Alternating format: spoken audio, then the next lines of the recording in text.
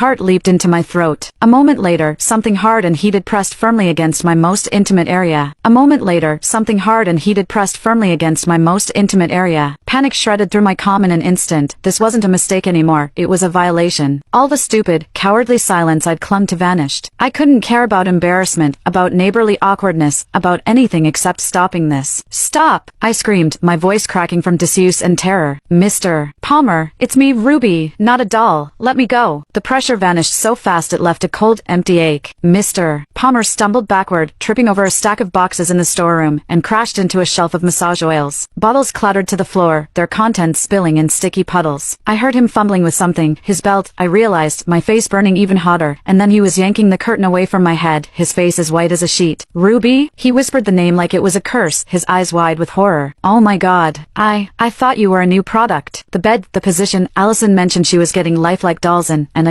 I'm so sorry. I didn't mean to. Save it. I snapped, twisting my wrists against the rubber restraints. They were still tight, the bed's mechanism unyielding. This is a pleasure bed. The release button is on the side, black, about the size of a quarter. Find it. He scrambled to obey, his hands shaking so badly he fumbled the frame. His normally neat hair was disheveled, his shirt unbuttoned at the collar. I forced myself to look away, focusing on the ceiling instead of the way his hands trembled, the way he kept muttering apologies under his breath. The storeroom smelled like vanilla massage oil and panic, a sickening combination. Finally, there was a soft click. The restraints around my wrists went slack, and the bed's split frame slowly lowered, flattening out until I was lying on my stomach in a normal position. I didn't waste a second, yanking my underwear up, then my hot pants, my hands shaking so hard I could barely fasten the waistband. By the time I sat up, Mr. Palmer was standing across the room, his back to me, staring at the wall like it held the secrets of the universe. I'm leaving the payment on the counter, he said, his voice gruff, for the oil, and, for this. I'm so sorry, Ruby. I'll never set foot in this store again. I'll even move if you want. I can't believe I did this. I didn't answer. I was too busy trying to catch my breath, too busy fighting the tears that threatened to spill. He hesitated for a moment, then fled the storeroom, the bell above the shop door jangling as he left. The silence that followed was deafening. I stayed on the bed for a long time, my knees pulled to my chest, staring at the sticky oil stains on the floor. The embarrassment was a physical pain, sharp and unrelenting, but there was something else too, confusion. His comment earlier, about my backside reminding him of Ruby's. He'd known it was me, or at least, he'd suspected. How? The bell jangled again, and I jumped. Mom. I scrambled to my feet, brushing off my clothes, and hurried out of the storeroom just as she was carrying a stack of boxes through the door. Ruby, you're awake. She set the boxes down, wiping sweat from her forehead. Sorry I took so long. The supplier had a delay. Did Mr. Palmer stop by? He said he'd come to settle his bill for the antique vibrator he bought last month. My throat went dry. He was here. He left the payment on the counter.